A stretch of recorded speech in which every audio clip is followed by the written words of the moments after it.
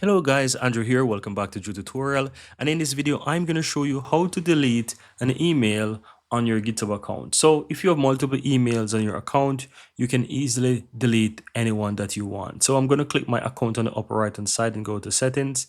And under the settings section, simply click on emails and you will find the email addresses. Now, as you can see, I have one primary one that is verified and one that is not verified.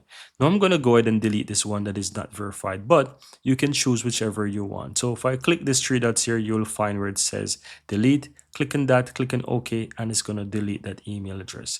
Now, if you wanted to delete, for example, a primary one, you would have to ensure that the previous email address is verified, and that's to basically sign in once you have been invited and verified it, and that account would have been verified. And then you want to switch the primary user, right? So you'll have the option here to switch the primary email address, and then you'll have this option available afterwards to delete this email. And that's pretty much it, guys. Very easy and very simple.